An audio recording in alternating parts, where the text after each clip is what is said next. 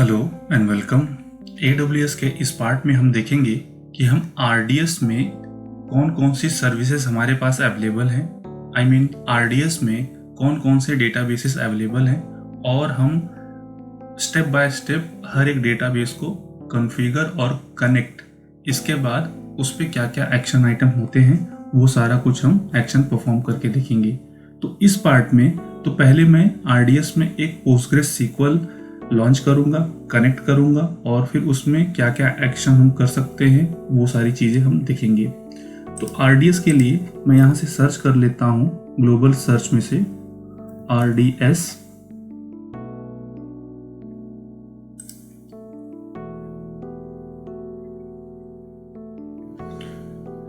RDS में आपको multiple databases मिलते हैं, जैसे Microsoft SQL, Postgres, Oracle, MariaDB, MySQL। तो इस पार्ट में हम सिर्फ पोस्टग्रेस को टारगेट करेंगे।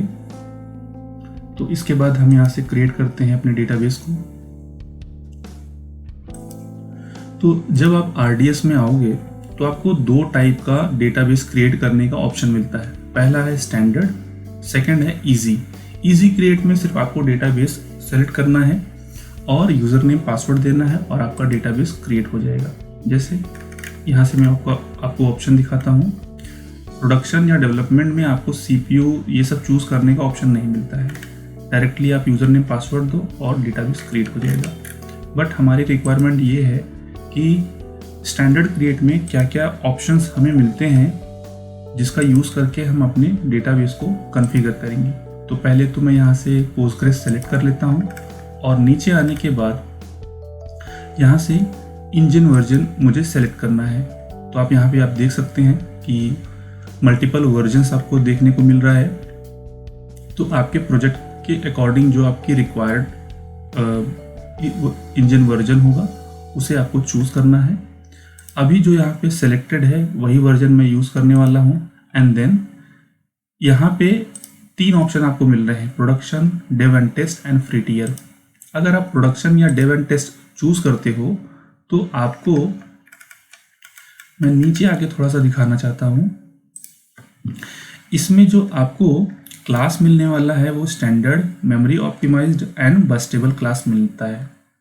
तो अगर मैं स्टैंडर्ड क्लास चूज़ करता हूँ तो इसमें आपको डिफरेंट काइंड ऑफ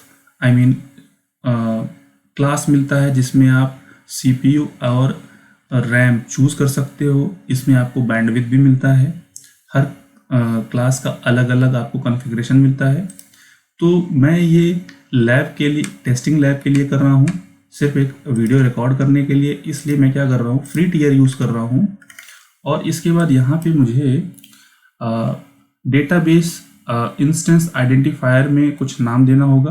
तो मैं यहाँ पे देता हूँ पोस्टग्रेस, ठीक है। और यूज़र नेम मेरा पोस्टग्रेस ही है। बेसिकली आपको यहाँ पे जो यूज़र नेम है थोड़ा कॉम्प्लेक्स यूज़र नेम देना होता है। कॉम्प्लेक्स डेटाबेस यूज़र नेम देने का सेंस ये है कि ईजिली कोई आपके यूज़र नेम को गेस ना कर सके। और इसके बाद आप यहाँ से मास्टर पासवर्ड दे सकते हो। और यहाँ पे एक ऑप्शन आपको और मिलता है जो आपको प्रोवाइड करता है ऑटो जनरेटेड। तो हम क्या करेंगे, ऑटो जनरेटेड पासवर्ड लेंगे, ठीक है।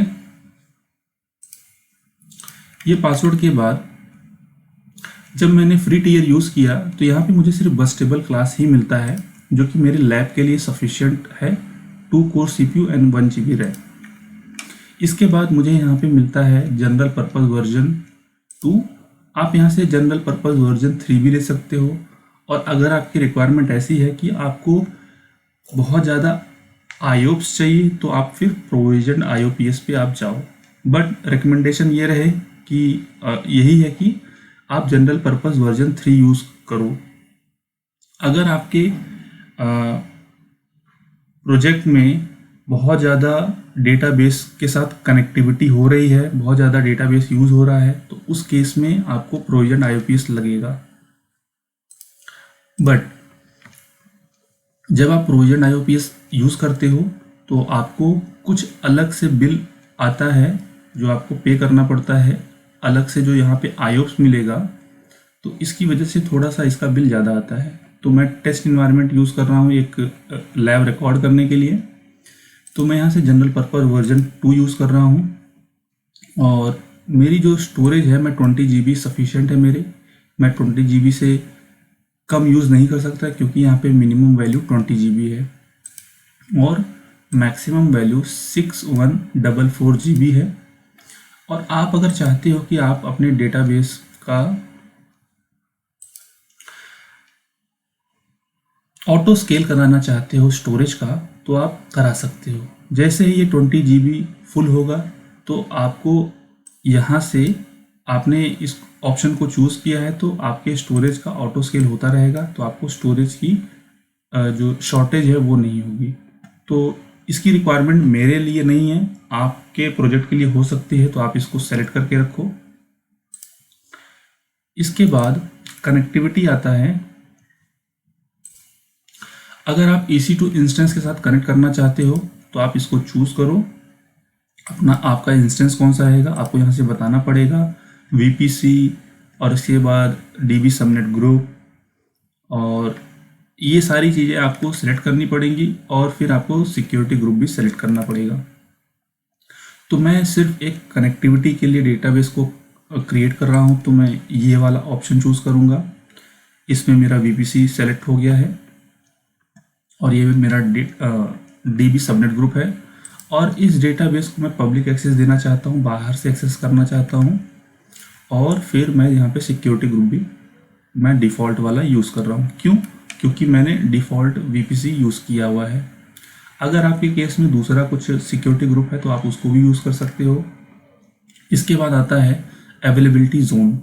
अवेलेबिलिटी जोन अगर आप सेलेक्ट नहीं करते हो तो AWS आपके बिहाफ में एक अवेलेबिलिटी जोन चूज़ कर लेगा। तो इससे अच्छा है कि आप जिस अवेलेबिलिटी जोन का यूज़ करना चाहते हो उसका सिलेक्शन आप कर लो। इसके बाद आता है एडिशनल कॉन्फ़िगरेशन में पोर्ट नंबर। पोर्ट नंबर में आपको 5432 पोर्ट नंबर मिलता है यूज़ करने के लिए पोस्टग्रेस के लिए, ठीक है, 5432। और इसके बाद डेटाबेस का जो ऑथेंटिकेशन है, मैं पासवर्ड ऑथेंटिकेशन कराना चाहता हूँ, आप IAM से भी इसका ऑथेंटिकेशन करा सकते हो। और मेरे इस लैब के लिए मुझे परफॉर्मेंस इनसाइट की ज़रूरत नहीं है क्योंकि ये फ्री टियर 7 डेज़ के लिए ही देता है और इसके बाद ये मुझे चार्ज करेगा। और इनहांस मॉनिटरिंग मुझे नहीं करनी है। और यहाँ पे आपको एक इनिशियल डेटाबेस का कुछ नाम देना होगा, तो मैं क्या करता हूँ, यहाँ पे डेटाबेस का नाम देता हूँ DevOps, ठीक है। और इसके बाद मुझे कोई ऑटोमेटेड बैकअप लगाना नहीं है और इनक्रिप्शन आप डिफ़ॉल्ट यूज़ कर सकते हो। अगर आपको बैकअप लगाना है तो आपको बताना पड़ेगा कि आप बैकअप रिटेंशन कितने दिन के लिए रखना चाहते हो। तो ये मैक्सिमम 35 डेज़ तक होता है, तो जितने दिन के लिए आपको बैकअप रखना है तो आप यहाँ से बता सकते हो। इसके बाद आते हैं नीचे मेंटेनेंस विंडो में। मेंटेनेंस में आपको बताना है कि अगर AWS कुछ अपडेट कर रहा है आपके डेटाबेस को, माइनर वर्जन अपग्रेड होना चाहिए, तो इसको आप 100% श्योर इसको चेक करके रखो। इसके बाद आता है मेंटेनेंस। कब आप अपने कुछ मॉडिफिकेशन या फिर कुछ पैचेस अप्लाई करना चाहते हो तो ये कब होना चाहिए, तो आप यहाँ से बताओ, या फिर AWS आपके बिहाफ में चूज़ कर लेगा एक टाइम, ठीक है। इसके बाद आता है डिलीशन प्रोटेक्शन। इसको अगर आप सेलेक्ट करोगे तो आपका डेटाबेस कोई एक्सीडेंटली डिलीट नहीं कर सकता। और ये हमारा मंथली एस्टिमेटेड कॉस्ट आ गया। इसके बाद हम डेटाबेस को यहाँ से करेंगे क्रिएट, और ये कम से कम 5 से 10 मिनट टाइम लेगा डेटाबेस को क्रिएट करने के लिए। तब तक के लिए मैं वीडियो को पॉज कर देता हूँ और वापस आऊँगा जब हमारा डेटाबेस अवेलेबल होगा।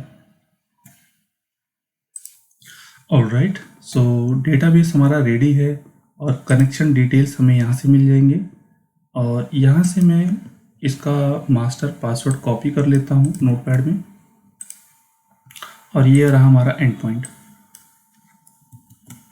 और यूज़र नेम हमारा ये रहा पोस्टग्रेस, ठीक है।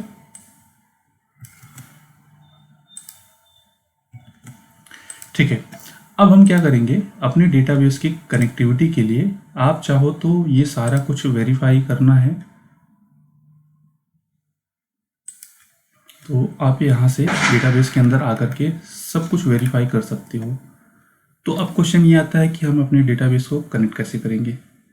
तो हर एक डेटाबेस के लिए उसका स्पेसिफिक डेटाबेस कनेक्टर आता है। जैसे पोस्टग्रेस के लिए हम क्या करते हैं, पीजी एडमिन यूज़ करते हैं, पीजी एडमिन 4। ये कॉमन टूल है पोस्टग्रेस के लिए, बट यहाँ पे मैं आपको एक सजेशन ये देना चाहता हूँ कि हर डेटाबेस के लिए अलग अलग कनेक्टिविटी टूल यूज़ करने से अच्छा ये है कि आप एक ऐसा टूल यूज़ करो जो कॉमन हो। जैसे मैंने बताया कि आप different database connectivity tool use कर सकते हो। हमारे पास एक और टूल है जिसको हम बोलते हैं डीव्यूअर। जब आप ये डेटाबेस कनेक्टिविटी टूल डाउनलोड करके आप इंस्टॉल करोगे तो इसमें आपको सिर्फ क्या करना है, प्रो वाला नहीं डाउनलोड करना है क्योंकि ये कमर्शियल है। हमें कनेक्टिविटी टूल डाउनलोड करना है वो है कम्युनिटी, ठीक है। यहाँ से आप डाउनलोड करके, आपको सिंपल मेथड है इसका इंस्टॉल करने का, जैसा नॉर्मल सॉफ्टवेयर इंस्टॉल होता है विंडोज़ में, ठीक है। इसके साथ ही मैं यहाँ से, मेरे सिस्टम में इंस्टॉल है तो मैं ये डीव्यूअर को ओपन कर लेता हूँ और फिर हम डेटाबेस को कनेक्ट करेंगे। राइट, सो हमारा डीव्यूअर ओपन हो गया है। अब हम डेटाबेस को कनेक्ट करते हैं। तो जब इस सेक्शन को आप देखोगे तो ये मल्टीपल डेटाबेस को सपोर्ट करता है। तो इसका मतलब है ये है कि हम जितने भी डेटाबेस को लॉन्च करेंगे उन सब डेटाबेसेस को इस डेटाबेस कनेक्टर के थ्रू हम कनेक्ट कर सकते हैं। तो सेलेक्ट करना है पोस्टग्रेस, क्लिक ऑन नेक्स्ट। अब यहाँ पे हमें डिटेल्स फिल करने हैं। यूज़र नेम, ठीक है, यूज़र नेम यहाँ से पहले से ही है। पासवर्ड ये रहा, और ये रहा हमारा URL।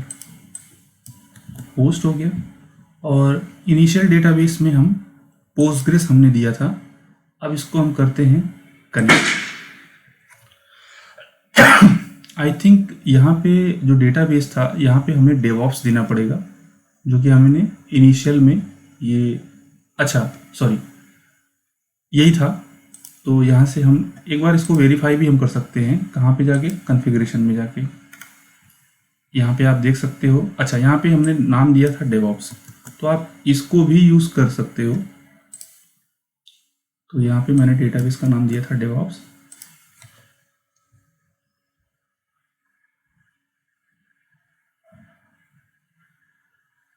हाँ, पोस्टग्रेस के साथ ये कनेक्ट इसलिए हो गया था कि डेवऑप्स नाम से एक डेटाबेस ऑलरेडी आता है, ठीक है। अब ये हमारा कनेक्ट हो चुका है। अब इसको हम करेंगे फिनिश और एक्सपैंड कर सकते हैं। तो एक्सपैंड करने के बाद आप डेटाबेसेस में आकर के आप देख सकते हो, क्योंकि हमने यहाँ पे डेवऑप्स यूज़ किया था तो यहाँ पे हमें सिर्फ डेवऑप्स दिखेगा, ठीक है। और एडमिनिस्ट्रेशन में जाकर के आप देख सकते हो जॉब्स वगैरह, ठीक है।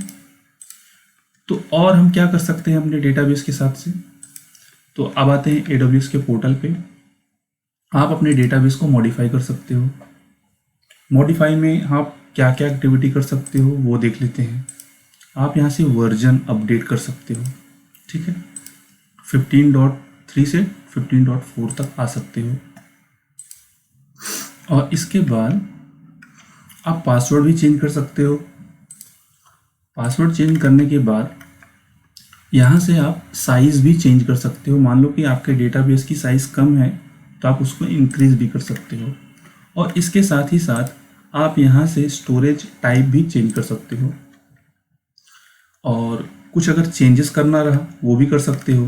जैसे आप परफॉर्मेंस इनसाइट्स इनेबल करना चाहते हो, मेंटेनेंस विंडो चेंज करना चाहते हो, और इसके बाद इनेबल डिलीशन प्रोटेक्शन भी इनेबल करना चाहते हो, ये एक्टिविटी आप कर सकते हो। और फिर और क्या कर सकते हैं हम, अपने डेटाबेस को सेलेक्ट करो, एक्शन में जाकर के आप बैकअप इनेबल कर सकते हो, मल्टी एजी मतलब मल्टीपल अवेलेबिलिटी जोन में इसका डिप्लॉयमेंट कर सकते हो।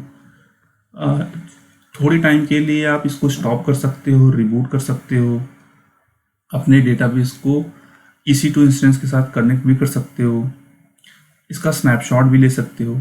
ठीक है, ये सारी एक्टिविटी आप इस ऑप्शन से, एक्शन मेन्यू से आप कर सकते हो। तो अब हम चलते हैं, हमारा लैब कंप्लीट हो चुका है।